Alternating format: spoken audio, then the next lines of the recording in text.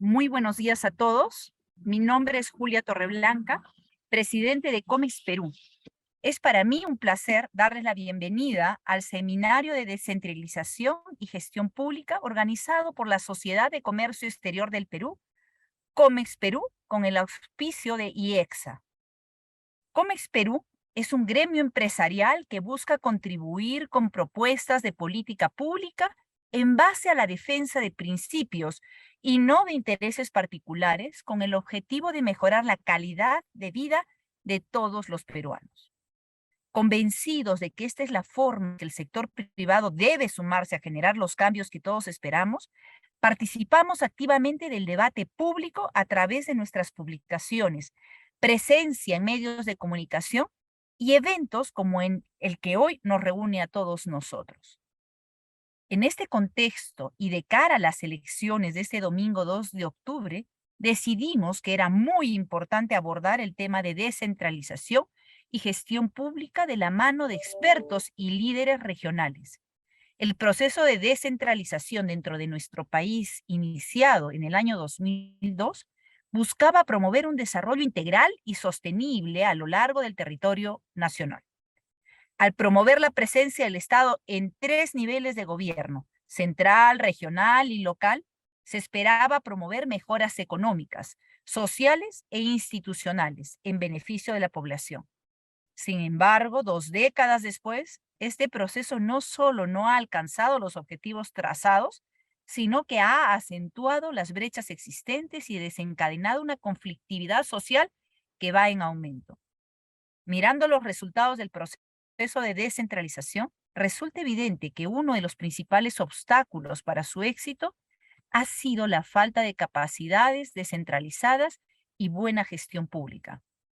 De hecho, según los indicadores de gestión municipal 2021 publicados por el INEI, el 46.7% de los municipios manifiesta requerir capacitación en administración tributaria, el 46.4% en procedimientos administrativos y el 38.7% en formulación y evaluación de proyectos públicos. Consecuentemente, durante el mismo año, la ejecución del presupuesto institucional modificado, el PIM, fue de tan solo 64% a nivel de gobiernos locales. Asimismo, los resultados de ejecución de los recursos de inversión pública fueron muy dispares entre las regiones, mostrando ejecuciones cercanas al 100% en algunos casos, como en el caso de San Martín, con 94%, que aplaudimos, y en otros casos muy bajas, como Tumbes, Puno y Cajamarca, las cuales no llegaron a ejecutar ni el 50%. En este escenario es muy importante promover reformas estructurales del proceso de descentralización que aseguren una mejor gestión pública y promuevan el cierre de brechas. Por ello, hoy queremos empezar a generar y compartir algunas ideas junto a ustedes y nuestros expositores y panelistas invitados. Para iniciar, tendremos una presentación a cargo de Osvaldo Molina, director ejecutivo de Redes, quien nos explicará a mayor profundidad los retos y oportunidades en el proceso de descentralización. Posteriormente, María Rosa Villalobos, editora de Economía del diario El Comercio, abordará los retos en la capital y nos dará un panorama sobre las propuestas de los principales candidatos para abordarlos. Finalmente, nuestro gerente de Asuntos Legales y Regulatorios, Jaime Dupuy, moderará una interesante conversación sobre las implicancias de la buena gestión pública para el desarrollo económico con 2 importantes líderes gremiales de regiones que nos acompañan hoy. Ellos son Daniel Lozada Herrera, presidente de la Sociedad Agrícola de Arequipa, y John Santos, presidente de la Cámara de Comercio, Industria, Servicios, Turismo y de la Producción del Cusco. Nuevamente les doy la bienvenida a este seminario y los dejo con Osvaldo Molina para dar inicio al programa. Muchas gracias a todos. Muchas gracias, Julia. Quiero empezar agradeciendo a COMEX por la invitación. Estoy muy contento de poder estar aquí y acompañarlos. Así que eso. Y antes de iniciar la presentación, que en breve va a aparecer en pantalla, creo que vale la pena pensar por unos momentos y con un ejemplo simple cómo es percibida la descentralización y cuán frustrante puede ser su falta de efectividad para mejorar el bienestar de los más vulnerables. Entonces, pensemos por un momento, por ejemplo, en una población que no cuenta con servicios de saneamiento, es decir, un centro poblado en donde viven esos aproximadamente 2,5 millones de peruanos en el ámbito urbano que no tienen este servicio, o 5 millones en el ámbito rural que no cuentan con alcantarillado y saneamiento. El gobierno subnacional, vamos a decir local o regional, vamos a imaginarnos esto, imagínense que se acerca a este poblado y promete brindar acceso a servicios de saneamiento a los pobladores, quienes, como ustedes se pueden imaginar, van a estar muy contentos, se van a alegrar efusivamente. Recursos para lograr esta empresa no son el problema. De hecho, quizás no lo sabemos todos, el Perú entre 2017 y 2019 invirtió el 35% de lo necesario para cerrar toda la brecha de agua y saneamiento en el país. Imaginen ese dato. Así que con grandes expectativas, vamos a imaginar, empiezan estas obras, en este ejemplo que estamos haciendo, llegan los trabajadores a este poblado y se abren las zanjas.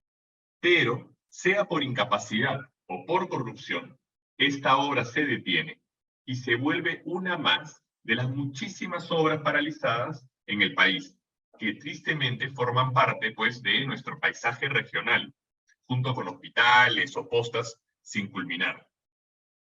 Sin embargo, ahí no termina la tragedia para ese poblador que se encontraba esperanzado. En un estudio de Antonella Bancalari, una investigadora peruana que actualmente es investigadora visitante de la Universidad de Yale, en Estados Unidos, ella encontró que en el Perú las obras paralizadas de alcantarillado entre el 2005 y el 2015 llevaron a un aumento de la mortalidad infantil. Así como lo escuchan, yo sé que es sorprendente el dato, pero a un aumento de la mortalidad infantil. Es decir, estas obras paralizadas matan, ¿no? Y las zanjas, ¿por qué? Porque las zanjas abandonadas implicaron obviamente frenar el flujo de agua a los hogares, lo que a su vez obligó a las familias a conseguir este recurso de otras fuentes no seguras, pero asimismo estas zanjas que fueron anegadas luego por la lluvia cerca de las viviendas terminaron convirtiéndose en focos de infección de enfermedades y en espacios peligrosos, ¿no es cierto?, que generaban accidentes infantiles. Y de hecho, si ustedes revisan los periódicos, van a encontrar casos de eso en regiones. Así que yo creo que este ejemplo, este pequeño ejemplo, puede darnos una idea clara de cómo el proceso de descentralización ha transitado pues de la esperanza a la frustración. Entonces, yo quisiera pedir, a ver, por favor, adelanten los slides, ¿sí? Entonces, hoy día, justamente para poder entender, el siguiente slide, por favor, justamente para poder entender cómo ha podido pasar esto, vamos a conversar sobre la descentralización fallida. Siguiente, por favor. Y lo primero es entender el inicio del proceso. Siguiente, por favor. ¿Cuáles fueron los objetivos? ¿Qué se buscaba con la descentralización? Y de hecho, se espera que una provisión descentralizada de servicios públicos sea más eficiente que una centralizada, debido a que se espera que pueda responder mejor a las necesidades locales.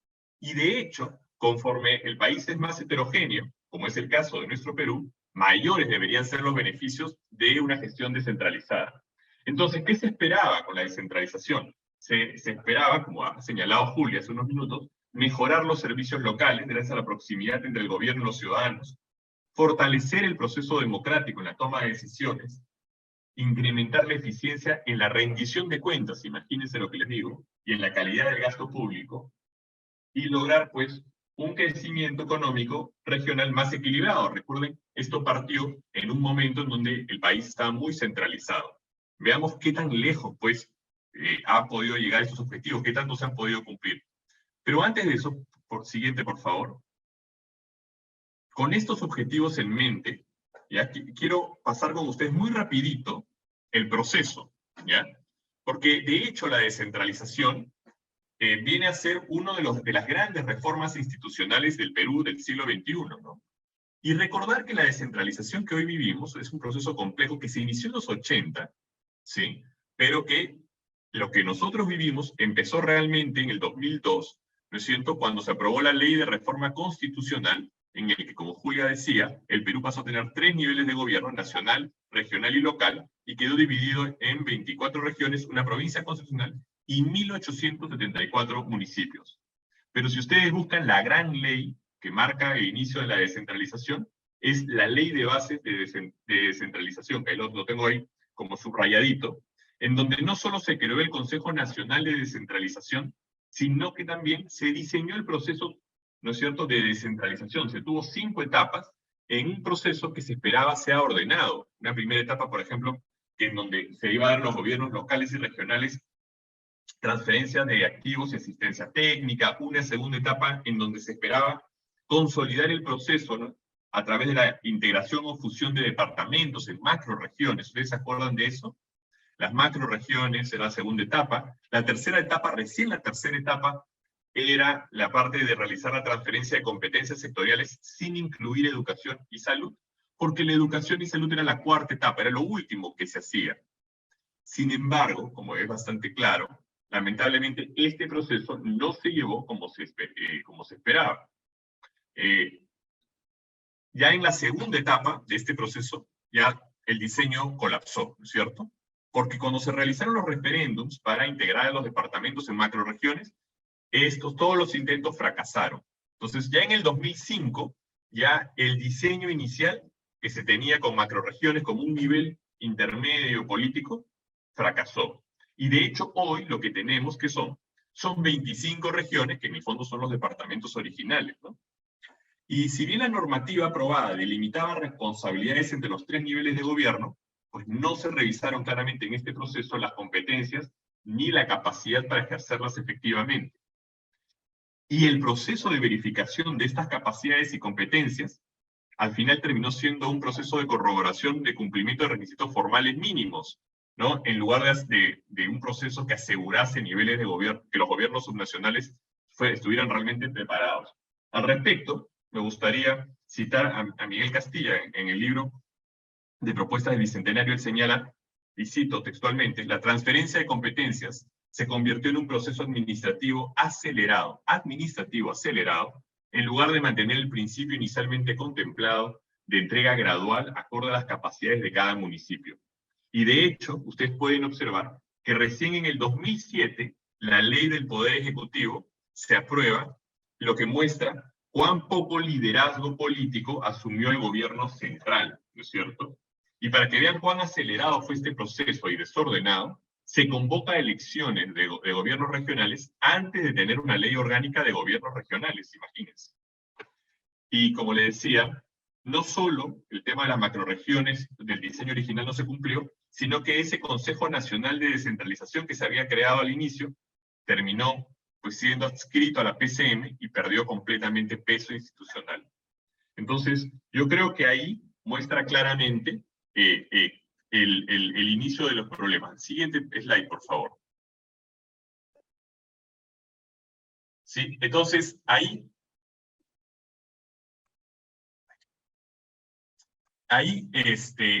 uno tendría que preguntarse, ¿se cumplieron los objetivos? ¿No? Uno cabría preguntarse si realmente se cumplieron los objetivos, ¿no?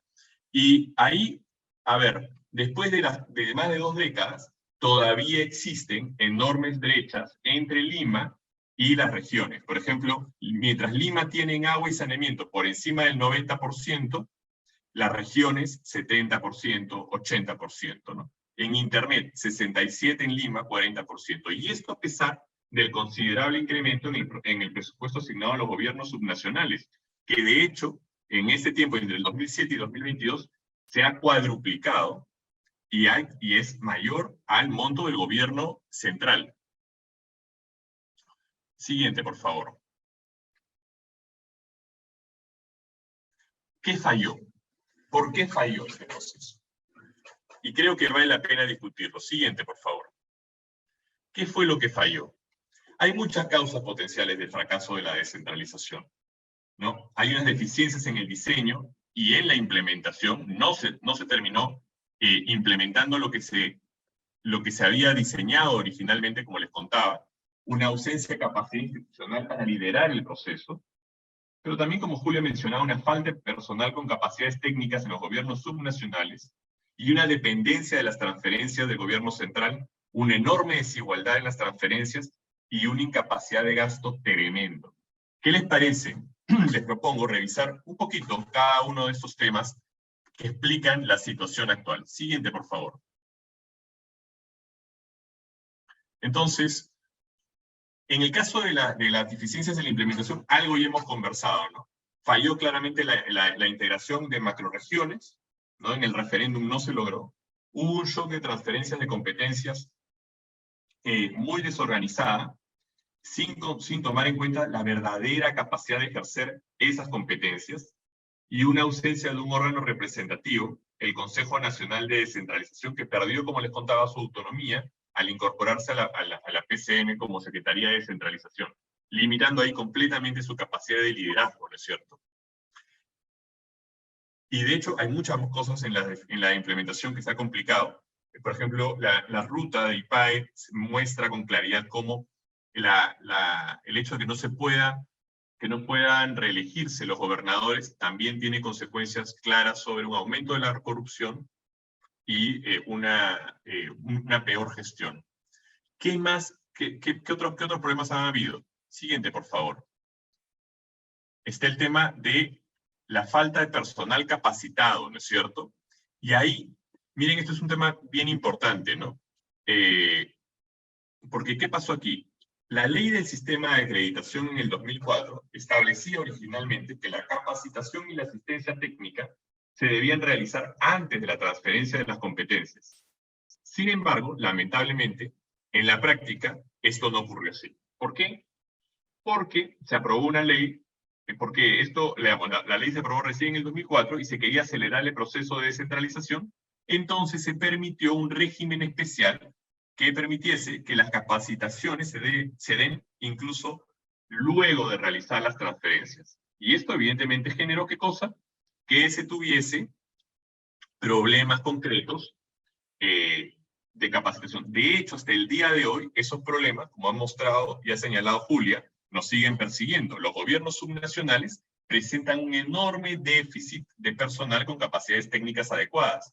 49% de los municipios manifiestan necesidades de capacitación, 43% en particular de los municipios manifiestan necesidades de capacitación en formulación y evaluación de proyectos públicos. Mira que es justamente el problema en lo que falta, ¿no? Y esta falta de capacidades en los gobiernos subnacionales luego terminan explicando por qué las tasas de ejecución presupuestal en inversión son al menos 10 puntos porcentuales por debajo del gobierno nacional, que de ninguna manera es un oasis de eficiencia, ¿no? Pero es mucho mejor de lo que ha hecho históricamente los gobiernos subnacionales. Y al respecto me gustaría mencionar otra cosa que resalta el Banco Mundial. La baja capacidad de gestión y falta de personal es en el fondo, ¿qué cosa? Un reflejo de la elevada atomización de los gobiernos locales. Para que se hagan una idea, el número de municipios con menos de 5.000 habitantes en Perú es 53%, mientras que en Bolivia es 18%, en Chile 11% y en Colombia 16%. Es decir, realmente tenemos muchísimos municipios muy pequeños. ¿Y esto qué genera? Esta elevada fragmentación termina haciendo que los recursos fiscales no sean los adecuados, que haya altos costos fijos administrativos y que no se pueda generar economías de escala en la provisión de servicios públicos. De hecho, en la ruta de IPAE una de las cosas que propone es la reducción de los gobiernos regionales, perdón, de los gobiernos municipales, ¿no? De los gobiernos locales. Pero algo más. Siguiente, por favor. Luego tenemos un tema de la limitada autonomía financiera. ¿Qué es lo que está detrás aquí? ¿A qué nos estamos refiriendo? Los gobiernos locales tienen una enorme necesidad, digamos, dependen muchísimo de los ingresos de las transferencias del gobierno central. Al menos 68%, para que se hagan una idea. Y el problema es que estas transferencias no responden a ningún criterio técnico o a un criterio de eficiencia. De hecho, son más como históricos, inerciales, ¿no es cierto? Y eso ¿qué termina haciendo? Termina haciendo que no haya incentivos para tener un buen uso eficiente de los recursos. Y esto termina además haciendo que las transferencias dependan de la coordinación o negociación que puedan tener uno a uno con el gobierno central. Y esto genera arbitrariedad, esto dificulta la planificación, y a esto se le suma el problema de la inequidad, ¿no es cierto?, en la capacidad de negociación, y luego una cosa adicional, el tema de los ingresos derivados del canon, y regalías y sobrecanon, que termina haciendo que haya, pues, gobiernos locales que tengan muchos recursos. Para que se hagan una idea, solo el 1% de las municipalidades reciben más del 25% de las transferencias de canon. Y esta desigualdad hace que el municipio provincial más rico gaste per cápita 80 veces más que el más pobre, o que el municipio distrital más rico gasta per cápita 250 veces más que el más pobre. Y si bien existen transferencias que buscan igualar o mejorar la equidad como Foncomún y Foncor, pues la verdad, como se bien señala el Banco Mundial, su impacto es reducido, ¿no?, debido a que los montos no son muy grandes y que las fórmulas de distribución son complejas, etc. Entonces ahí hay dos temas clave. Un tercer tema es evidentemente la limitada capacidad administrativa de los gobiernos subnacionales, que limita la ejecución del gasto en inversión pública, como veremos más adelante. Siguiente, por favor. Ahora, dado esto, ¿cómo estamos tras 2 décadas? O sea, después de toda esta promesa, ¿cómo estamos 2 décadas después? Siguiente, por favor. Y entonces aquí, justo yo empezaba esta presentación con la historia de las obras paralizadas, ¿no? Y es un aspecto evidentemente alarmante de este proceso de descentralización, es el crecimiento de las obras paralizadas a lo largo del territorio nacional. Para que se hagan una idea, en junio de 2022, la Contraloría General de la República reportó que habían 2.346 obras públicas paralizadas a nivel nacional, por un monto mayor a 29.000 millones de soles. Los 3 niveles de gobierno están involucrados, ahí lo pueden ver en el gráfico, ¿no? Si uno desagrega por nivel de gobierno, uno va a encontrar que los gobiernos locales, 1.704 obras paralizadas, el gobierno nacional, 368, y el gobierno regional, 274. Es decir, el 84% de las obras paralizadas están en gobiernos subnacionales. Ahora, si bien el gobierno regional parece tener el número menor, cuando lo ves por monto, ya no es así, ¿no es cierto? La situación en el gobierno regional también se vuelve crítica, ¿no es cierto? Porque en este caso estás hablando de 12.000 millones de soles, lo que está paralizado en las regiones, en los gobiernos regionales. El monto correspondiente o relacionado a obras paralizadas en regiones, el 67% corresponde a los gobiernos subnacionales, para que se hagan una idea cuán dura es esta situación. Y también es crítica la situación de la inversión pública. Por favor, siguiente. Siguiente slide. A ver, casi 2 décadas después de implementado este proceso, uno esperaría que los niveles de inversión pública mejoren, ¿no es cierto? Pero siguen siendo muy heterogéneos, tanto a nivel regional como local. Y muy bajos. De acuerdo con el Ministerio de Economía, uno espera pues, que un nivel de ejecución mínimo, razonable, es del 75%. Bueno, pues entre el 2010 y el 2021, solo 7 regiones han tenido un nivel de ejecución presupuestal superior al 75%. Y si se analiza los gobiernos locales, pues solo un municipio, un departamento, de Cusco en particular, presentó un nivel de ejecución mayor o igual al 75%. Está muy atrás, estamos muy atrás en esto de la inversión pública. Y luego viene todo el tema de la corrupción, ¿no? Porque detrás de las obras paralizadas y detrás también de todo esto, también hay corrupción, por supuesto. Siguiente slide. Entonces, claramente, ¿no? Y yo creo que es una de las grandes alarmas de que el sistema y el diseño no es el correcto, es el hecho de la enorme corrupción los altos niveles de corrupción que uno puede observar, ¿no? Lo mínimo que uno podría decir es que este proceso de descentralización pues, requiere al menos de mayores esfuerzos de control y rendición de cuentas, ¿no? Es lo mínimo, lo más suave que uno podría decir. Pero veamos lo serio de esto. de los 25 gobernadores regionales elegidos en el último proceso, en el 2018, todos, o sea, los 25, enfrentan investigaciones pendientes en el Ministerio Público. Además de eso, 21 de ellos, o sea, 21 de 25, o sea, 84%, registran procesos activos por delitos de corrupción. Y es importante mencionar que 8 gobernadores regionales no han podido completar su gestión por mantener investigaciones pendientes. Y que hacia octubre del año pasado, la Procuraduría Anticorrupción tenía en trámite 196 investigaciones contra autoridades regionales. ¿Ya? Solo para que se hagan una idea de lo grave que puede ser esto. En 2020 se calculó el perjuicio económico por corrupción. Para que se hagan una idea, números gruesos, más o menos ascendía a 5.700 millones de soles en el caso de los gobiernos regionales y 4.700 millones en el caso de los gobiernos locales. ¡Ah, caramba! No estamos hablando nunca de números pequeños aquí cuando hablamos de esto, de la corrupción en los gobiernos locales. Ahora, si al menos pudiésemos decir que detrás de todo esto, la calidad de vida de las personas mejoró, pero ¿realmente este es el caso? A ver, veamos. Siguiente slide, por favor. Y aquí yo les quiero mostrar una cosa que me parece que es bien interesante. Imaginemos que los territorios deben contar con un mínimo de condiciones para poder crecer, un mínimo de servicios, infraestructura e instituciones que permita crecer y desarrollarse esos territorios. Bueno, este ejercicio lo hizo Carolina Trivelli recientemente. Las condiciones mínimas que consideró son las siguientes, y van a ver que no son tan estrictas. Al menos el 50% de la población económica en edad de trabajar, tiene secundaria completa, al menos hay un centro de salud, el nivel de pobreza monetaria es menor a 43%,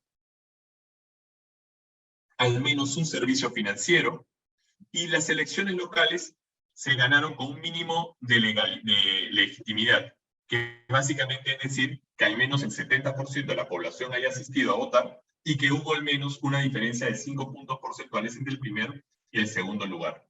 Pues muy bien, con eso en mente, nos fijamos cuántos de esos de los 1.874 distritos cumplen con estas condiciones mínimas.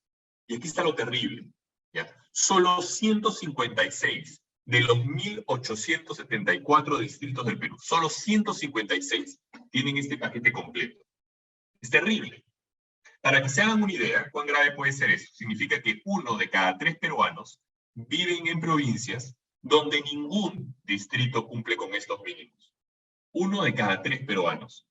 Y algo más, 3 departamentos no tienen ni un solo distrito que cumpla con estas condiciones mínimas.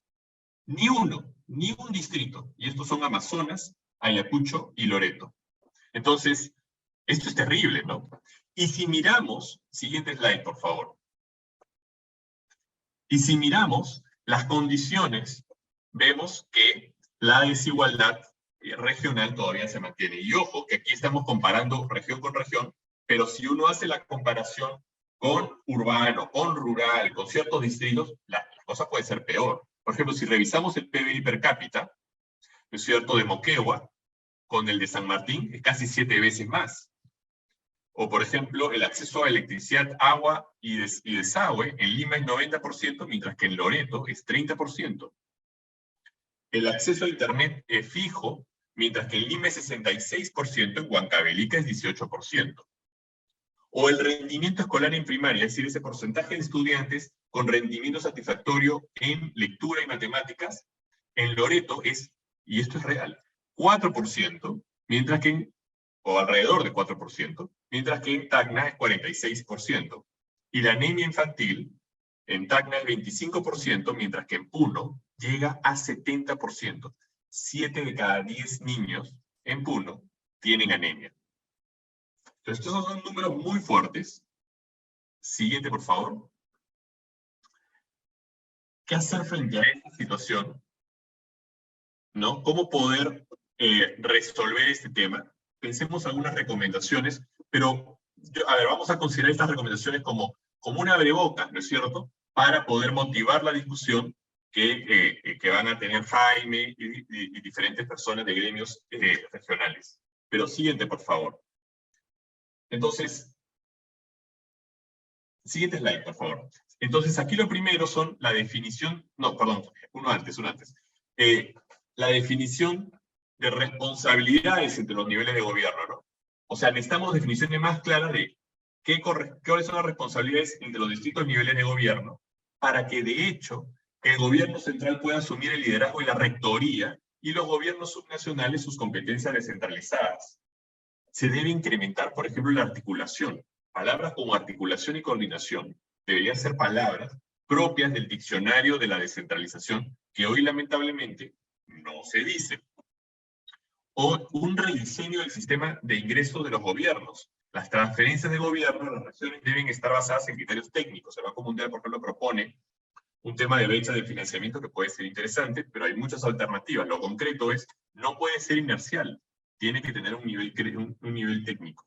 Luego está el tema del fortalecimiento de la gestión pública descentralizada. Se debe fortalecer, como bien señala IPARE, las capacidades de la administración pública a través de un trabajo conjunto con Servir y los gobiernos subnacionales. Y de hecho existen casos exitosos que deberían ser replicados. Y finalmente, y con eso termino, claramente una mayor transparencia, ¿no? La disponibilidad de datos abiertos y plataformas que permitan el monitoreo a cualquiera de nosotros del trabajo de las autoridades en las regiones. Y, por ejemplo, hace no mucho, en una columna yo mencionaba la necesidad de no solo revisar el porcentaje de ejecución del presupuesto, sino también el porcentaje de avance físico de la obra, ¿no? Que, ojo, sí se reporta, no es que no se reporte, sí se reporta, pero o sí se debería reportar, ¿no? Digamos, los gobiernos subnacionales están obligados a reportarlo, pero cuando uno revisa, realmente es un porcentaje muy pequeño que realmente lo reporta. Y además, un dato importante, en realidad no es un reporte de un tercero, sino es un autorreporte que contiene información poco valiosa. Entonces, ahí deberíamos, por ejemplo, tener un ojo para que no solo se trate de cuánto de la inversión pública ofreces, logras ejecutar, sino qué tanto de ese dinero se está usando realmente para construir la carretera, etcétera, etcétera.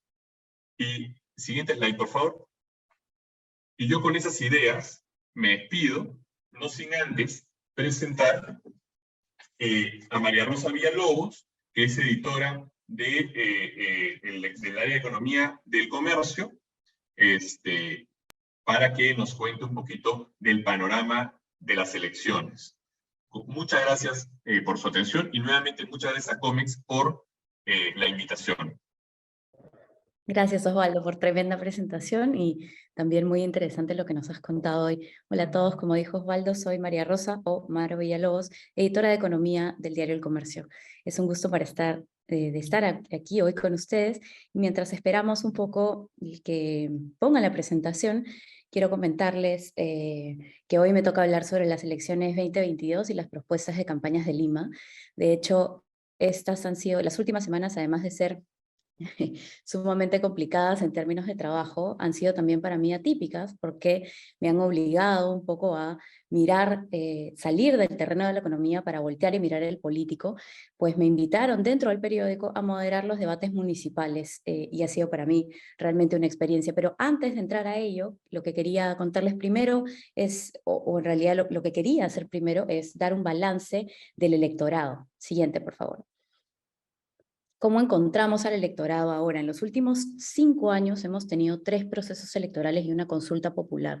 Y creo que esto es bien importante recordar en aras de contextualizar esta elección que tenemos el domingo. El primer proceso electoral de este conteo son las elecciones regionales y municipales del 2018, que además vinieron con el referéndum del 2018. Aquel año, 3 de las 4 reformas constitucionales sometidas a referéndum recibieron el apoyo de los peruanos. Los peruanos dijimos sí a la reforma de la Junta Nacional de Justicia, que antes era el Consejo Nacional de la Magistratura, a la fiscalización de los aportes de los partidos políticos y a la no reelección de congresistas. Además, en este mismo referéndum rechazamos el retorno al sistema parlamentario bicameral. Siguiente, por favor. Luego tuvimos las elecciones del 2020, esto fue tras la disolución del Congreso por parte del entonces presidente Martín Vizcarra. El tercer proceso fue la elección presidencial del 2021, en donde Pedro Castillo fue elegido como presidente de la República, y finalmente llegamos este domingo a nuestro cuarto proceso electoral en los últimos 5 años. ¿Cómo llega el elector a esta jornada?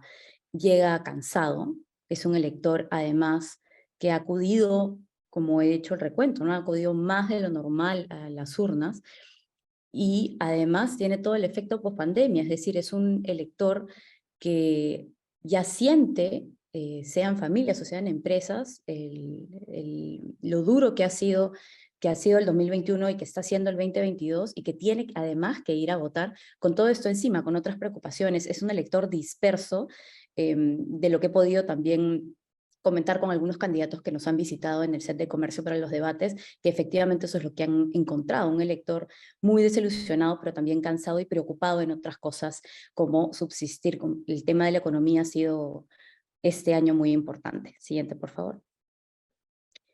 En estos debates que les comentaba que hicimos en el diario, fueron más o menos 15 debates, conocimos a más de 30 candidatos, y lo que hicimos fue dividir en bloques la participación de cada uno. Tuvimos seguridad, tránsito y salud. Siguiente, por favor. ¿Y cuál es el perfil de estos candidatos? Fueron además debates que vimos en Lima Metropolitana.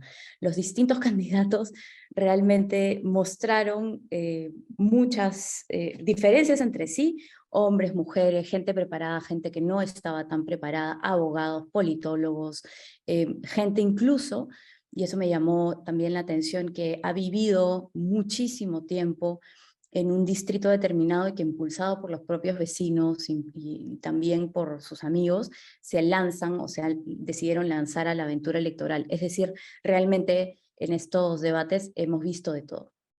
Siguiente, por favor. Y quería aquí también hacer un hincapié en que las reglas de juego cambiaron en el 2018, cuando entró en vigencia la ley 3035, que prohibió la reelección de las autoridades municipales, provinciales y regionales. ¿Y qué trajo esto consigo? Siguiente, por favor. Y esto lo vimos en realidad en un artículo que Yuliño Anastasio, que es uno de los columnistas de la sección Economía del Comercio, visibilizó en una de sus últimas entregas para el periódico. El número de mujeres candidatas a las alcaldías creció 14% a raíz del cambio, probablemente gracias a la política de cuotas. El porcentaje de candidatos con educación superior creció en 42% y 16% en el caso de las municipalidades pequeñas y grandes. Sin embargo, se observó también un retroceso importante en la acumulación de años de experiencia. Claro, al no poder reelegirse, los años de experiencia de los candidatos también varió. Pasó de 4 años a 2,5 años. Siguiente, por favor. Otra cosa que también comentaba Yuliño Anastasio en este documento y en este artículo que nos compartió, del conjunto de candidatos caracterizados por ser los más educados y con mayor participación femenina, en el 2018 los votantes eligieron a alcaldes menos educados y con poca experiencia respecto a los que se eligieron en el 2014. La experiencia promedio de las autoridades electas en el 2018 fue menor a la de sus pares en el 2014. Y el nivel educativo estuvo por debajo del promedio, especialmente en las municipalidades pequeñas, donde el número de alcaldes con educación superior cayó en un 18% en el 2018 respecto al 2014. Las alcaldesas electas en el 2018 no se incrementaron en la misma proporción que el total de las candidatas. Lo que nos decía también Yuliño Anastasio, y esto ya como una suerte de conclusión en su artículo, es que después de 7 años de la implementación del cambio de la norma, digamos, se puede decir que la no reelección inmediata nos ha traído un menú de candidatos políticos poco experimentados, pero con mejores niveles educativos. Sin embargo, a pesar de tener mejores candidatos para escoger, los votantes han elegido cuadros con un perfil mediocre, decía él, especialmente en municipalidades pequeñas, posiblemente por falta de información. Y esto nos llamó a todos mucho la atención cuando recibimos el artículo, de hecho lo publicamos, porque realmente levantó data de las elecciones y es algo para mirar, de hecho, en estas nuevas elecciones 2022, y ojalá Yuliño se anime a levantar de nuevo la información para hacer el comparativo 2018-2022. Siguiente, por favor. Habiendo dicho esto, quiero pasar ya a los temas específicos que tocamos en los debates y comentarles las propuestas más comunes que saltaron durante los debates en estas últimas semanas en el diario. El primer tema, como les había dicho, fue seguridad. Las propuestas más comunes: la adquisición de cámaras con reconocimiento facial y cámaras de videovigilancia, el fortalecimiento del serenazgo mediante una mayor capacitación, en algunos casos una capacitación casi policial, creación o fortalecimiento de los centros de videovigilancia y en realidad todas estas propuestas en temas de seguridad lo que visibilizaban es que se necesita una mejor interconexión entre distritos, algo que dijeron bastantes candidatos también, y que es realmente una falta de comunicación inmensa en pleno siglo XXI, es que los sistemas de serenazgo y de cámaras no están interconectados. Es decir, si hay un ladrón que comete un delito en Breña o en Miraflores y cruza las fronteras del distrito, realmente no hay cómo hacer un seguimiento de esta persona, y esto es algo que todos se comprometieron, de alguna manera todos se comprometieron a hacer, ¿no? La interconexión entre distritos. Siguiente, por favor.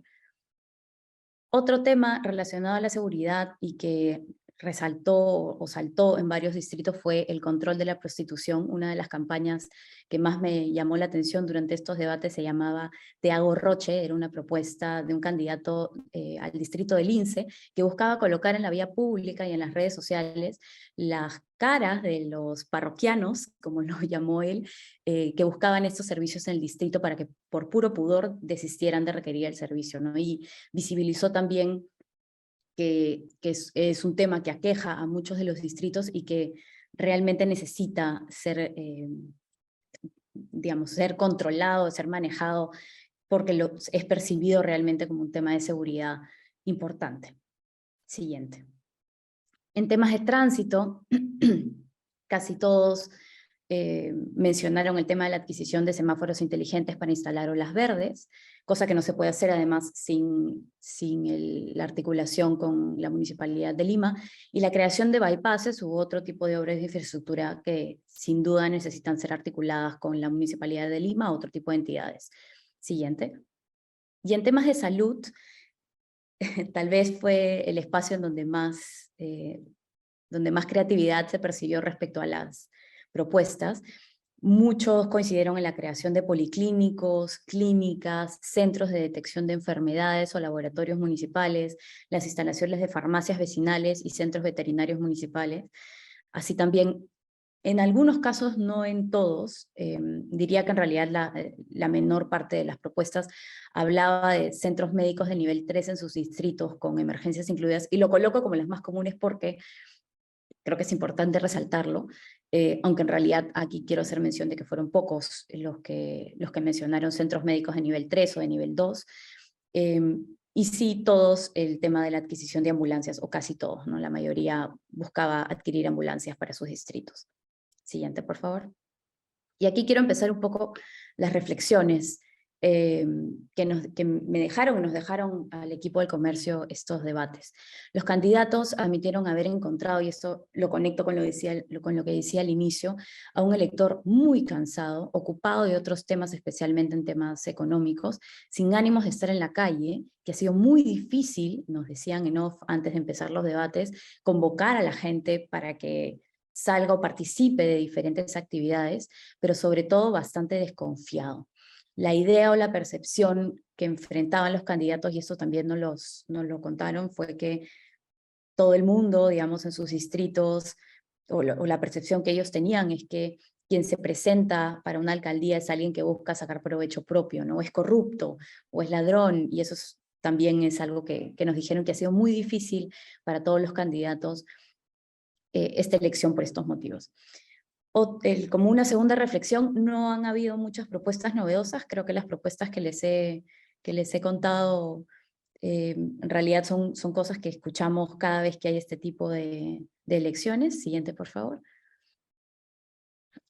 La tercera reflexión es que la campaña comenzó tarde y fue bastante lenta, algo que ya habíamos visto incluso en el 2018.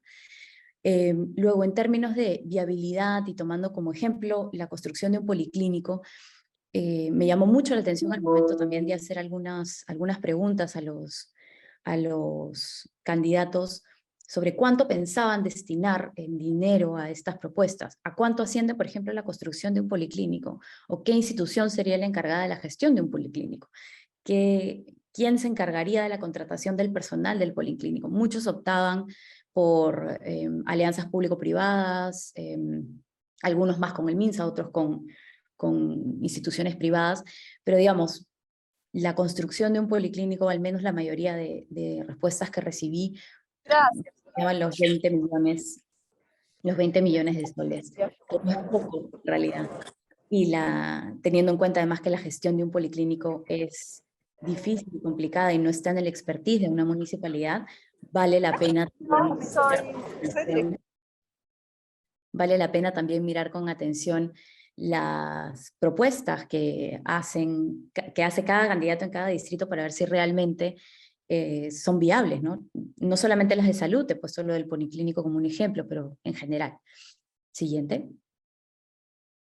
Las propuestas relacionadas a la seguridad resultan en algunos casos, o me resultaron en algunos casos muy ambiciosas, porque si bien se habla de la adquisición de videocámaras y de creación de centros de vigilancia, también se habló, por ejemplo, del incremento de números de motos para vigilancia en los distritos, y esto trae consigo otras necesidades que también se necesitan contemplar en términos de presupuesto. Hablamos de combustible, hablamos de un mayor número de personal para el patrullaje, y en muchos casos los candidatos no tomaron esto en cuenta. Siguiente, por favor.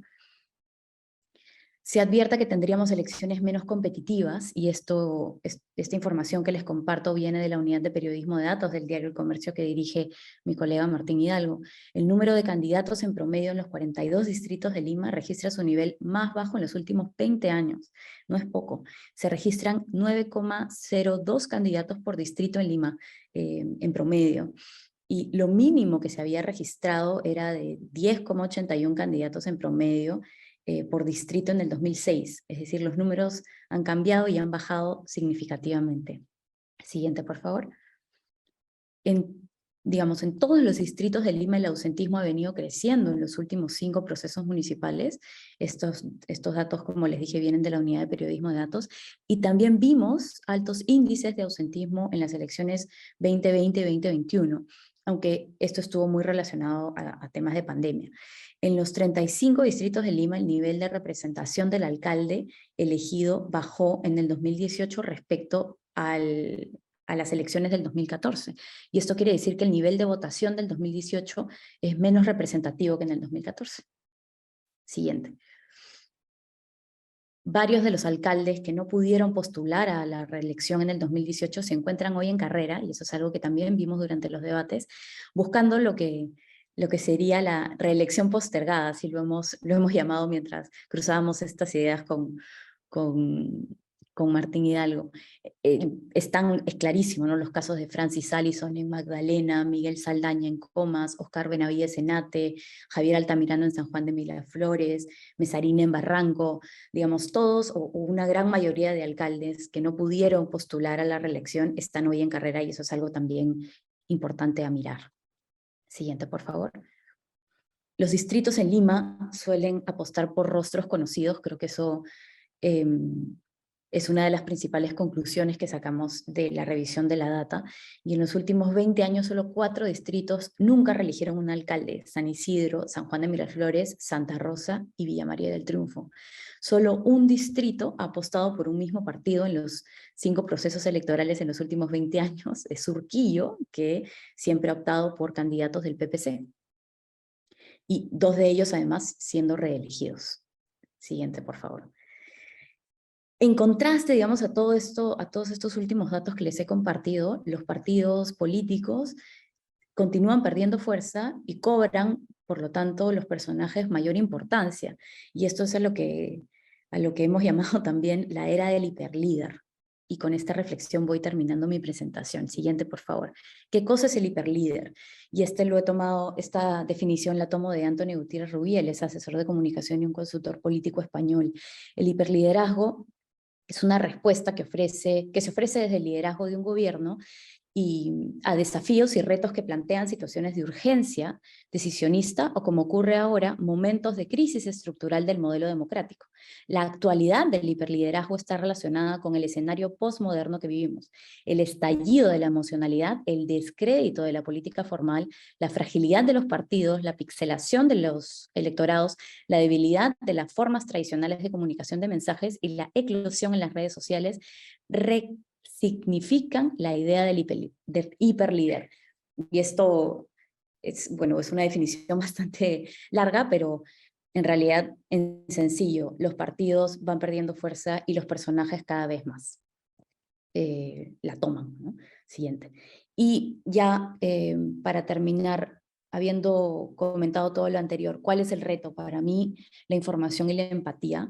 Los candidatos fueron, como les decía al inicio, tenían perfiles muy distintos y sus propuestas también han sido diferentes.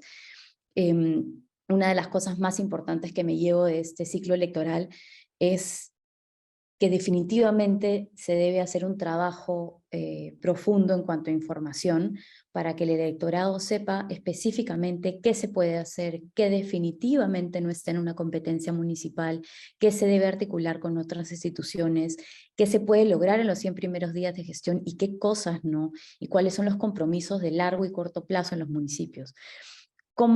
Además, cómo llegas, y esto es una reflexión tal vez para los siguientes procesos electorales, a un elector en el momento en el que es la elección. En este caso, como les decía también al inicio, se trata de un elector cansado, decepcionado, preocupado por su economía, en un escenario de crisis política y con fragmentación de partidos, ¿no? No es la mejor de las situaciones.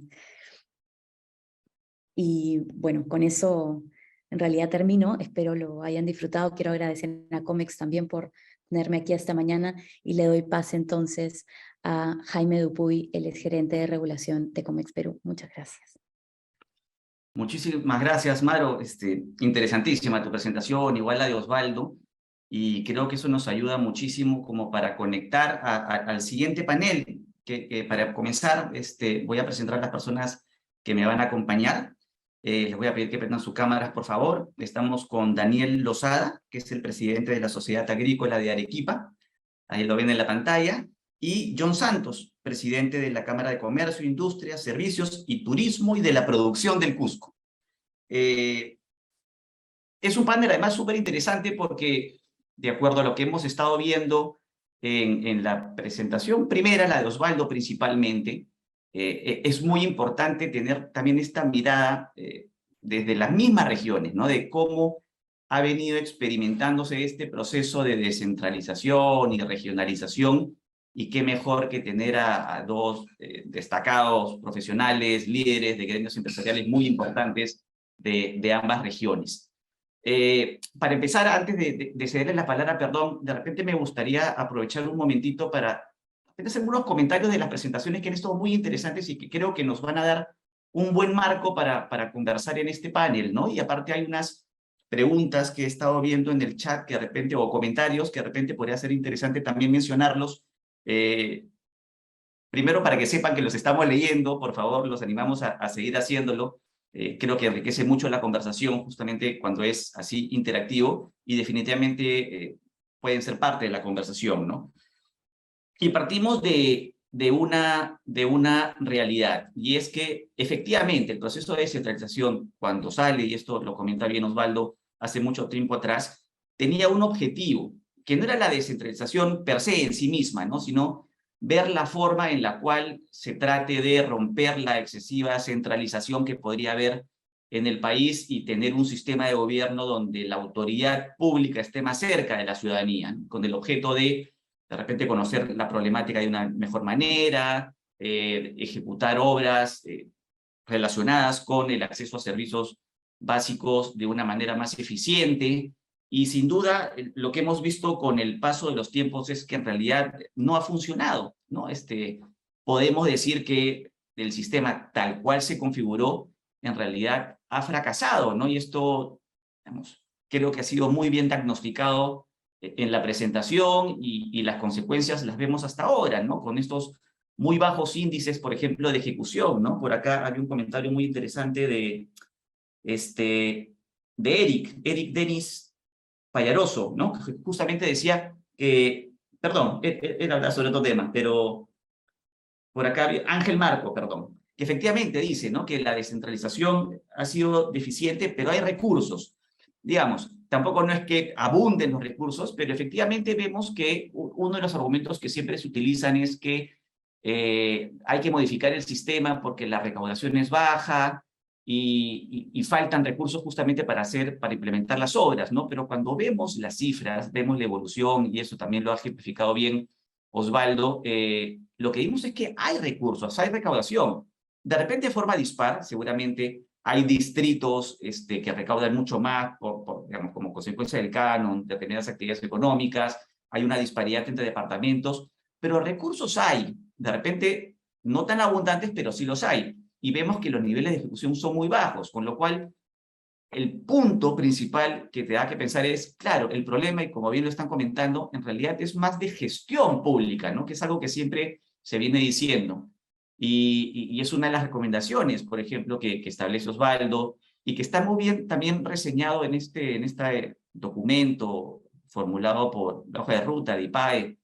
Justamente uno de los autores está presente acá en la reunión, Carlos Gallardo, y una de las recomendaciones es, claro, hay que también trabajar en el fortalecimiento del talento humano, ¿no? De la gestión pública. Entonces, si eso lo concatenamos, por ejemplo, también con la eliminación de la reelección, y ese es otro comentario que se hizo, sobre si es que realmente cuando se elimina la reelección se evita la corrupción. No, tampoco no es así, ¿no? No es que porque haya reelección no haya corrupción, pero el eliminar la reelección al final te genera un desincentivo justamente para mejores gestiones públicas, ¿no? Tenemos digamos, tenemos muchas, cada vez que haya elecciones como las que van a venir, es como que un borrón y cuenta nueva, gente nueva que va entrando, no tienes este nivel de aprendizaje que debe existir, ¿no? De repente pensar en un sistema de gobernanza en la cual tengas pues un nivel de gestores públicos permanentes y de repente autoridades más políticas puedan ser las que cambien, pero que tengas una estabilidad en la gestión pública justamente para no perder eso, ¿no? Entonces, concatenando estos temas, para tampoco no monopolizar la conversación, sí me gustaría conocer, Daniel, John, cómo ven este asunto dentro de sus regiones. Ustedes que tienen una experiencia mucho más cercana de cómo se vienen dando estos procesos, ¿no? De repente podremos empezar y esta es una pregunta general que le hago a los dos y de repente después ya podríamos entrar un poco a preguntas más concretas, ¿no? Pero, ¿qué te parece si empezamos contigo, Daniel, por favor?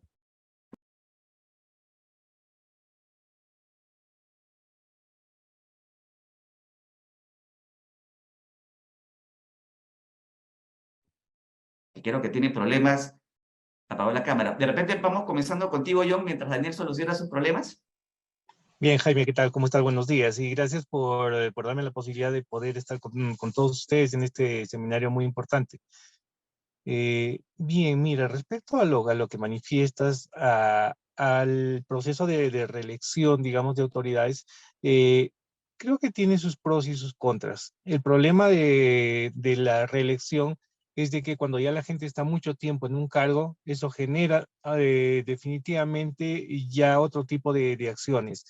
El hecho de poder reemplazarlos es bueno, pero también lo que sí se debería, creo, dentro de este proceso, es exigir mejores condiciones de preparación para poder elegir autoridades. Creo, en ese sentido, me parece que nuestra normatividad no está contemplando unos requisitos demasiado simples. Cierto que como peruanos todos tenemos derecho a poder participar y ser elegidos, elegir y ser elegidos, pero también creo que para ocupar cargos debe haber determinados requisitos y determinadas capacidades. Ahora, otra cosa que desgraciadamente sucede en el Perú es de que cuando una persona le dan estabilidad, esa persona deja de desarrollar el trabajo que normalmente estaba haciendo cuando tenía otra condición de contrato. Otro problema que tenemos es de que el sistema de administración público no está, no está funcionando, digamos, de una manera correlativa y permanente, debido a que cada autoridad o cada persona que es elegida, pues va renovando, va cambiando al personal administrativo, y esto genera una pérdida de tiempo y pérdida de recursos en el proceso de adecuación. Entonces creo que se debería generar un proceso de carrera administrativa pública con determinadas condiciones y evaluaciones permanentes para que la gente al momento de ser permanente no se relaje, sino es las evaluaciones para poder ir controlando y hacer que esto sea mucho más eficiente. Ahora, respecto a que también el hecho de mantener, digamos, una reelección permanente o una reelección en el caso de autoridades, también genera muchos indicios de corrupción, y eso es lo que hemos podido ver. Entonces, mucha gente, por ejemplo, acá en el gobierno regional, vemos que están en determinados puestos y son determinantes para poder participar en el proceso de licitaciones de obras. Entonces ellos ya saben cuál es el procedimiento y cuáles son las salidas que le pueden dar para poder evadir los controles de licitación.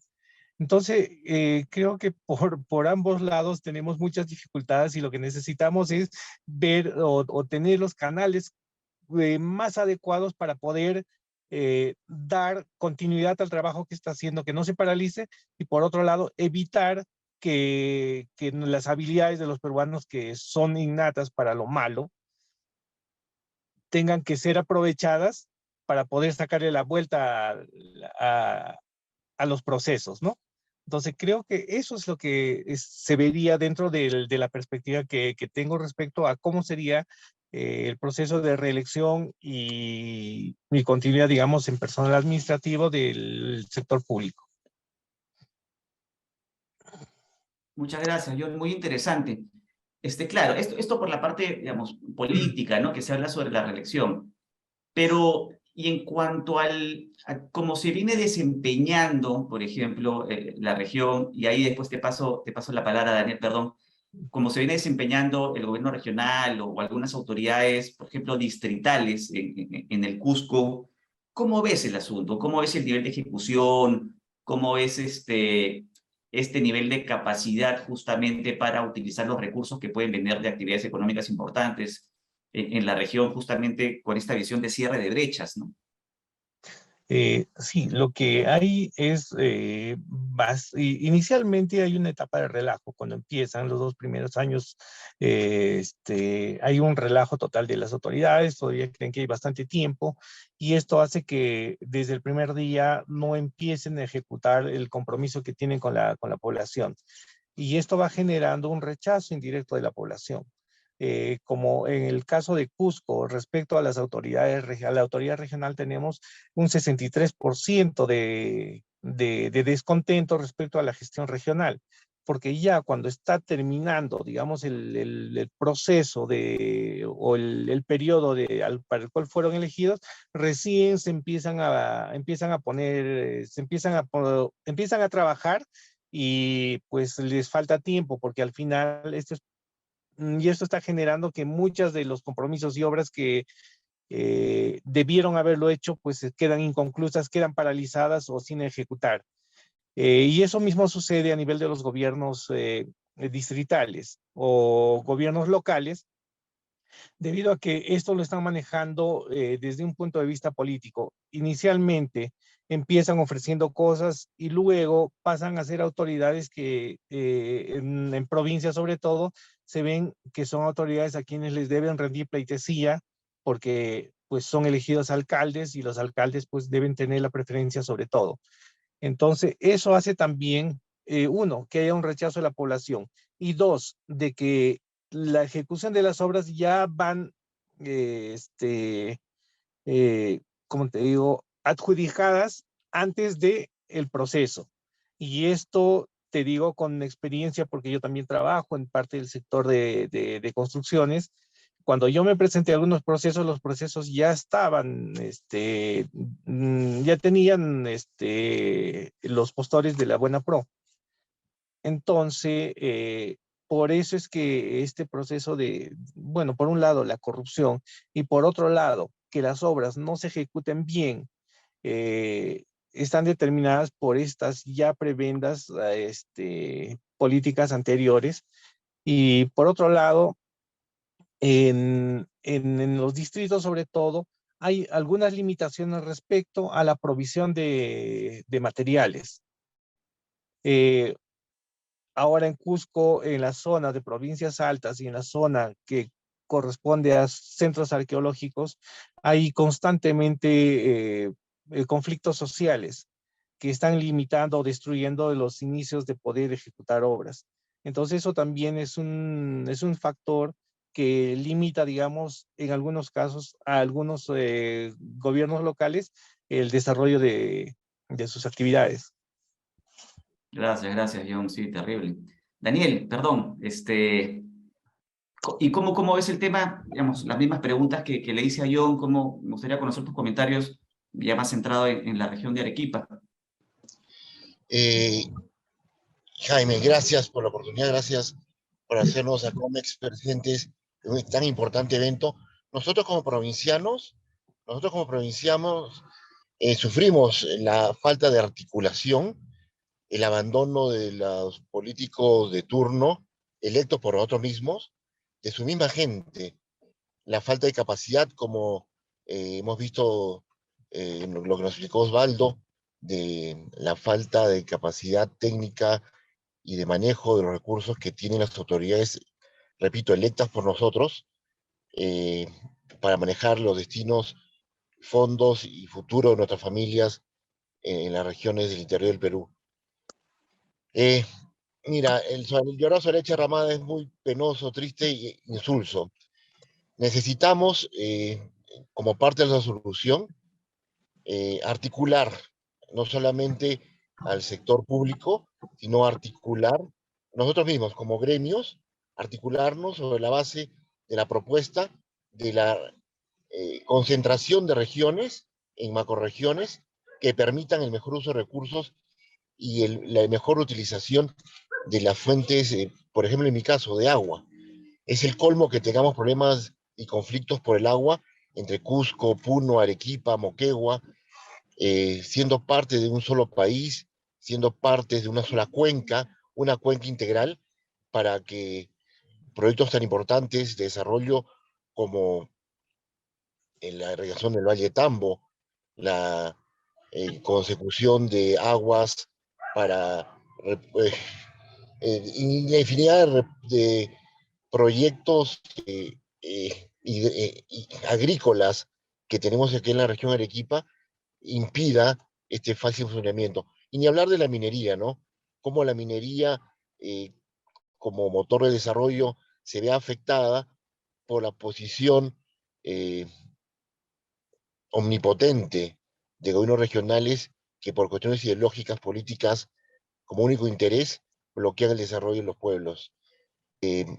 Conversábamos con Fernando Sillonis, la diferencia entre Mina Justa y Tía María.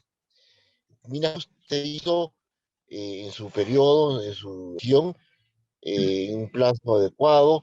Es un proyecto idéntico, gemelo a Tía María, misma.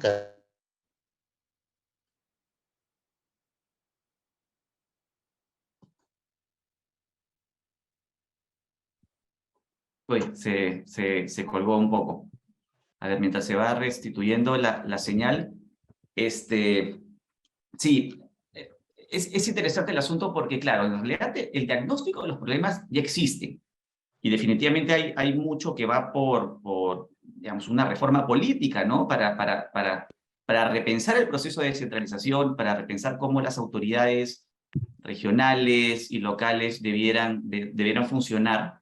Y ahí muy bien, Osvaldo, y ahí aprovecho para comentarles tanto las presentaciones de Osvaldo como de María José Villalobos, las vamos a compartir para los asistentes. Por ahí hay un comentario sobre si se van a repartir, porque sí están muy interesantes. Daniel, te cedo la palabra nuevamente, que ya te pudiste conectar. Sí, tengo problemas con la señal. tenemos el problema de la desarticulación de nosotros mismos, ¿no? Nosotros como Sociedad Agrícola de Arequipa estamos trabajando duramente por que salgan los proyectos de irrigación, que están truncos por temas de arbitrajes, temas lamentables de corrupción que tenemos en los distritos y provincias de nuestra región Arequipa. Y vemos como hay 300.000 hectáreas, el 10%, poquito más, de Majes Diva 2, que está por realizarse, que tienen el agua, que tienen todo, solo falta la articulación del sector público. Ese es un drama que vivimos en todo el Perú. Hospitales, puestos de salud, colegios, aeropuertos, obras de irrigación, como Majes Diva 2, que están paralizadas por un tema de una mala concepción de contratos originales y obviamente aprovechamiento de, de las personas que ganan los procesos y lamentablemente la corrupción es la que cunda.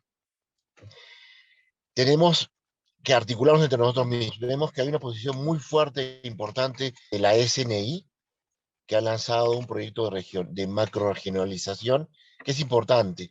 Me alegra mucho que en COMEX, en este evento, lleguemos a la misma conclusión.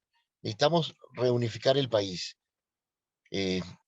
para articularlo, como es la palabra que creo que es el estándar, el unísono en esta reunión, poder controlar y poder transparentar las obras públicas por el desarrollo de nuestras regiones. Una gran promesa de nuestro presidente actual, con la segunda reforma agraria, que causó tanto miedo, causó tanta desinversión y fuga de capitales en el sector agrario en nuestro país, fue la articulación de las instituciones del Estado que fueron diseñadas y están diseñadas para servir a la agricultura peruana, como INIA, SENASA, el mismo Agricultura, el PSI, Proyecto Sectorial de Irrigación, en beneficio de la pequeña y mediana agricultura y la agricultura en general.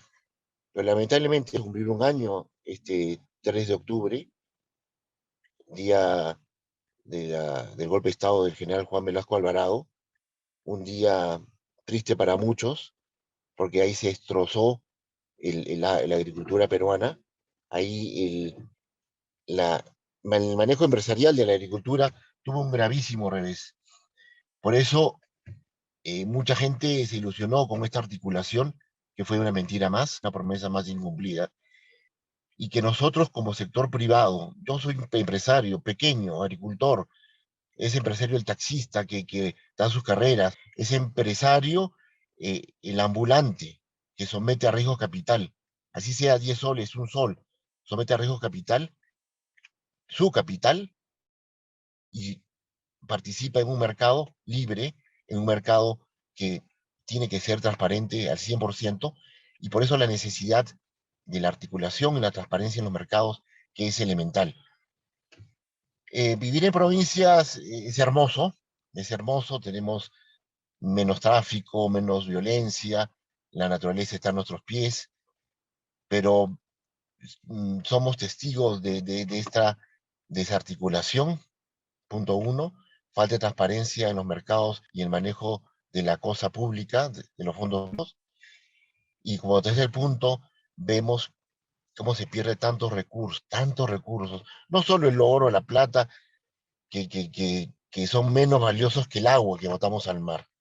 A mí me da pena como agricultor saber que en mi provincia, en mi región Arequipa, se arrojan al mar anualmente 20.000 millones de metros cúbicos de agua dulce.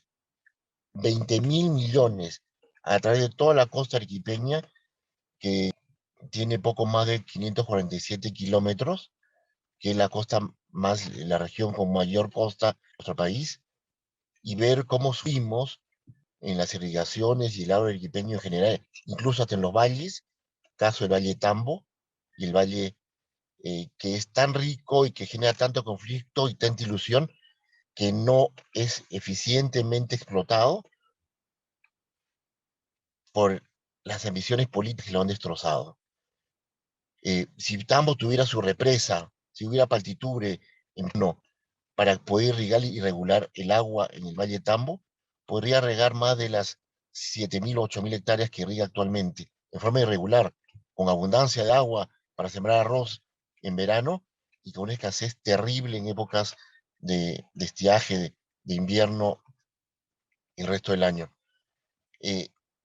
Obras tan baratas y con tanto impacto, en el cual todos tenemos que generar con nuestra participación y nuestro compromiso su viabilidad.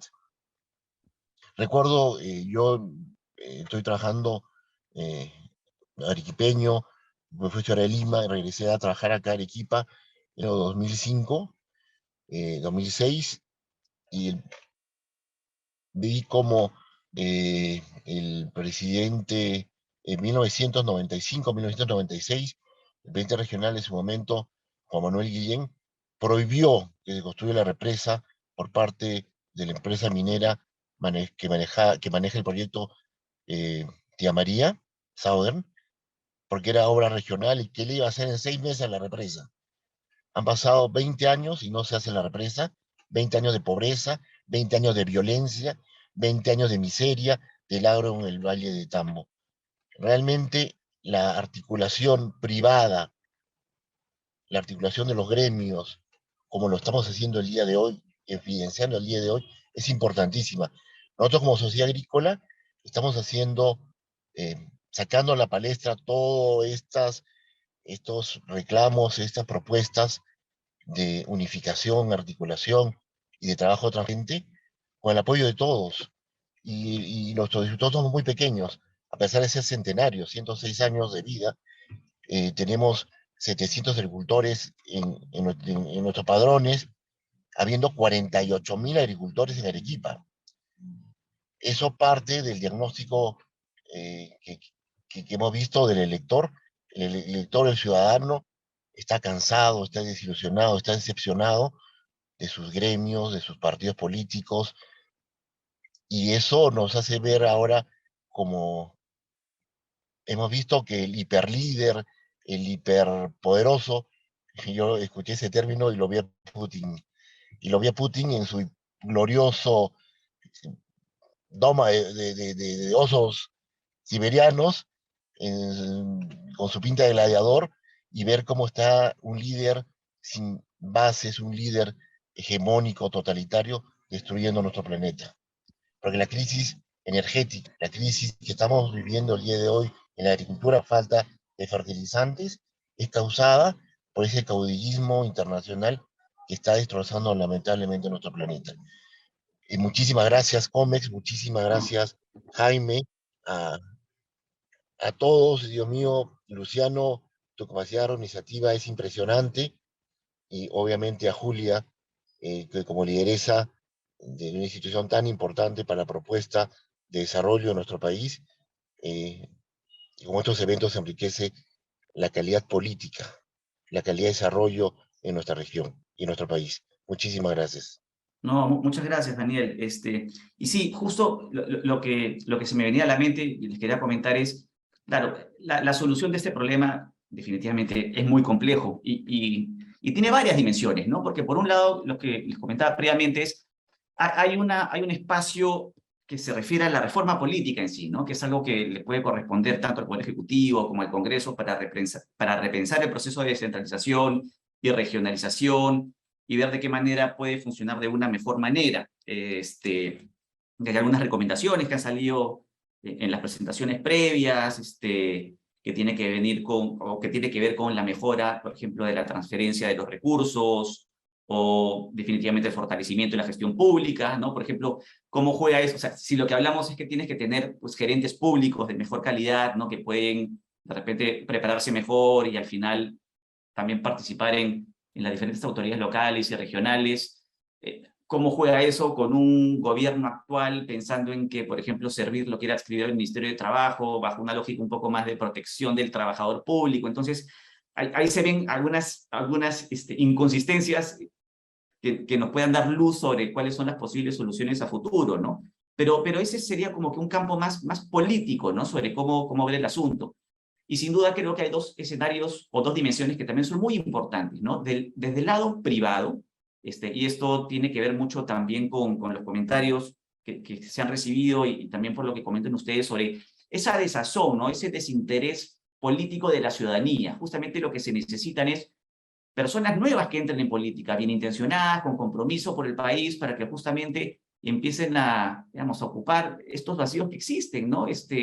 Vemos que son las mismas personas que postulan siempre, que han mostrado muchas veces la incapacidad, y son las mismas personas o los mismos movimientos que siguen entrando. Entonces hay también ahí un esfuerzo faltante, por ejemplo, de fortalecimiento de partidos políticos, de nuevas figuras, justamente para evitar que surjan personalismos, ¿no? Movimientos entre comillas, simplemente como plataformas para determinadas personas, y al final no tienes atrás una plataforma que sea la que te dé sostenibilidad a justamente esos movimientos políticos que te puede generar un nivel de predictibilidad o estabilidad en las obras que se puedan desarrollar en los diferentes sitios.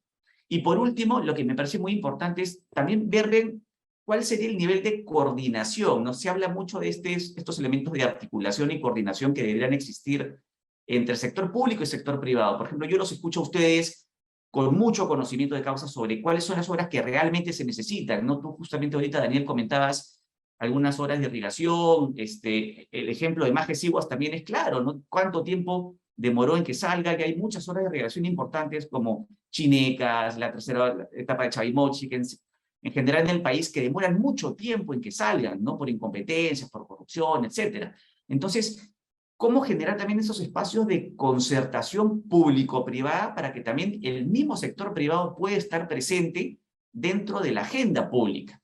No solamente para poder colaborar o compartir información sobre las cosas que se deben hacer, sino también para fiscalizar a las autoridades, ¿no? Y para eso es muy importante esa recomendación que se dio, que la dijo Osvaldo, está en el documento de IPAE con el IPE, sobre esta idea de gobierno abierto, ¿no? De plataforma de datos abiertas. La ciudadanía, individualmente y organizada, por ejemplo, a través de sus gremios y otras organizaciones, estar en capacidad de estar pidiéndole a las autoridades públicas rendición de cuentas, ¿no? Fiscalizando la información, las acciones que realicen, fiscalizando los presupuestos que se ejecuten y teniendo estos espacios para participar justamente en la concertación de las obras que realmente se necesiten, ¿no? Porque en la medida en que la buena ejecución se dé, es donde en realidad la ciudadanía se va a dar cuenta que el modelo económico que puede estar existiendo desde hace mucho tiempo atrás, de economía social de mercado, realmente funciona. Digamos, estos índices de reducción de pobreza, de mayor bienestar, se vienen dando como consecuencia de eso. Pero mientras la gente o la ciudadanía de a pie no vea que realmente eso llega a sus bolsillos, pues esta inestabilidad política se va a ir enriqueciendo, ¿no? John, tú estás levantando la mano, te cedo la palabra. Sí, Jaime, lo que dijo Daniel es muy importante. Lo que falta mucho es la articulación entre el mismo sector público, debido a que hay muchas políticas que se manejan desde el punto de vista no técnico, sino político. Por ejemplo, lo que sucede ahora en Cusco respecto a lo que es el turismo. Existía una de ingresos que pertenecen al Ministerio de Cultura que se estuvieron manejando en Cusco, determinados porcentajes para mantenimiento de restos arqueológicos, de centros arqueológicos, que ahora por decisiones de gobierno, toda la recaudación que se tenía acá en Cusco y se podía utilizar para hacer el mantenimiento, todo ahora se centraliza en Lima y se ha dejado de lado los recursos para poder mantener los centros arqueológicos. Entonces son políticas que perjudican, digamos, el desarrollo y cuidado de los centros que generan, digamos, ingresos para, en este caso, para el turismo. También al mismo tiempo, esto está generando diría yo, generando riesgos de mantenimiento, como el caso del derrumbe que hubo en Cuela, que no se está preveyendo futuros desastres que pueda haber en los centros arqueológicos. Entonces, cuando nosotros hablamos un poco de descentralización, el hecho de poder estar dando libertades o dando facultades a los gobiernos regionales, poco a poco se está volviendo a cortar. Entonces, un proceso de descentralización no está funcionando. Entonces, esto hablamos desde el punto de vista de que para poder también ejecutar obras, se tiene que solicitar al gobierno central a través de todo un proceso demasiado burocrático que limita también y reduce la posibilidad de tiempos para la ejecución de obras, porque se hace muy largo y los costos también van cambiando. Entonces, esas cosas no se está evaluando. Yo creo que esto debe manejarse más desde un punto de vista técnico que político. Deberían simplificarse con determinadas seguridades todo el proceso de, uno, de licitaciones, dos, de mejor control de los procesos. Creo que para esto Contraloría debería hacer un trabajo mucho más efectivo. Es cierto que en algunos sitios ya se está implementando las oficinas anticorrupción. Estuve también en Lima trabajando en un proceso con USAID respecto a transparencia en obras públicas. Creo que es importante fortalecer esto. Hay algunas regiones que ya han implementado los oficiales de transparencia para obras. Entonces, creo que esas cosas van a ayudar a poder descentralizar económicamente, administrativamente, todas las labores que tengan que trabajarse y al mismo tiempo pues pueda dar un poco más de libertad y que las regiones puedan desarrollar mejor los proyectos que tienen en función a las prioridades que tengan. Claro que sí, Gracias. claro que sí, gracias, John. Daniel.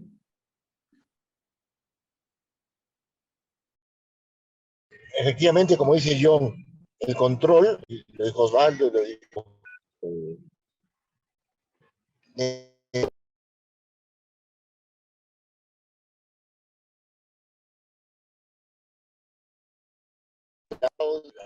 en nuestro país, el control concurrente es para nosotros la garantía de que no vamos a juzgar ex post la corrupción, sino evitarla y procurar que los funcionen, curar y trabajar para que el Perú no se detenga y controlar, obviamente controlar para que los fondos públicos que son de todos nosotros, de todos los peruanos, y que impactan mayormente en los más pobres. Porque recordemos el viejo dicho, la pita se rompe siempre por el lado más débil. Y la función del Estado y la función de un gobierno es defender a los sectores vulnerables, a los sectores más débiles, como ha venido repitiendo en los últimos tiempos, y lamentablemente hemos cumplido. Sí, no, de acuerdo, de acuerdo. Y por eso yo insisto, porque sí me parece muy importante, una de las herramientas más eficaces, por ejemplo, para evitar la corrupción y para generar mayor nivel de transparencia es, por ejemplo, el uso de tecnologías, ¿no? Es muy importante o muy interesante lo que viene trabajando, por ejemplo, no sé si conozcan bien, la Secretaría de Gobierno y Transformación Digital, que forma parte de la PCM en materia de transformación digital del país. Y una de las cosas que siempre conversamos con ellos, porque claro, ellos están trabajando justamente en herramientas para tratar de fomentar todos estos conceptos de datos abiertos, de gobierno abierto, para que toda esta información sobre ejecución presupuestal esté de forma transparente a disposición de todo el mundo, ¿no? Pero siempre un comentario que se les hace es que esto sea a nivel nacional, ¿no? No se quede solamente a nivel de gobierno central, sino que es importantísimo que esto al final pueda acompañarse a las autoridades para generar el desarrollo, para que esto se dé a todo nivel, ¿no? Digamos, hay un nivel de penetración, por ejemplo, de telefonía móvil muy interesante a nivel nacional, ¿no? Con lo cual cada ciudadano se vuelve un fiscalizador. Y un poco para relacionar también, y de repente ya para cerrar, estamos un poco con la hora, lo que comentabas, John, yo creo que también un problema que se presenta es que no se ve la real importancia de la prospectiva a nivel nacional, ¿no? Hace ya unos años que se crea el CEPLAN como organismo que supuestamente se encarga del planeamiento del país, porque tú tienes que ver cuál es el norte, ¿no? Tú como país, ¿hacia dónde quieres llegar? ¿En qué te quieres convertir? ¿Y qué cosas tienes que realizar para llegar a eso en un horizonte de tiempo, ¿no? De corto, mediano y largo plazo. Y para llegar a eso tienes que hacer un trabajo conjunto entre el sector público, el sector privado, la academia, sociedad civil. Tratar de llegar a un consenso de cuáles son tus políticas que tienes que implementar para llegar a ese norte. Y independientemente de los gobiernos que entren, tú tengas como que una línea, porque al final esa matriz que al final puedas acordarle un espacio como puede ser el acuerdo nacional u otro más que de repente tenga dientes, porque tenga un nivel de vinculancia, te ayude a no, dependiendo de la línea política de turno, que tampoco te vayas, digamos, desviando, ¿no? de esa línea matriz que ya has acordado como país por todas las fuerzas políticas y de la sociedad civil, el sector empresarial, el sector privado, etcétera. Entonces, eso es lo que faltaría para llegar a eso. Claro, se necesita después hacer una reforma política importante y que eso venga pues con un compromiso del más alto nivel para emprenderla, ¿no? Definitivamente no va a ser algo rápido, es un compromiso de largo plazo, no tiene, no sé, beneficios electorales, pero es algo que se necesita hacer, ¿no? Y mientras tanto, es una responsabilidad bastante importante la que tenemos como organizaciones del sector privado de poner estos temas en agenda, ¿no? Y siempre, siempre teniendo en consideración que el punto principal, el centro del debate de estas conversaciones, de estas políticas, es el ciudadano, ¿no? Es la persona donde siempre se le tiene que dar como prioridad para las soluciones o recomendaciones que se puedan generar. Yo les agradezco muchísimo su presencia el día de hoy, ha sido muy enriquecedor conocer ustedes que están más cerca de estas regiones, conocer sus experiencias, sus ideas y recomendaciones. Los comprometemos para una próxima oportunidad y les agradecemos a todos los que han estado conectados hasta ahora. Espero que el tema haya sido de mucho interés. Les repito, las presentaciones las vamos a poder compartir y les pido que por favor nos sigan por las redes, en todos nuestros medios de comunicación, que estén atentos a las próximas novedades que podamos organizar a futuro. Muy buenos días a todos y muchas gracias.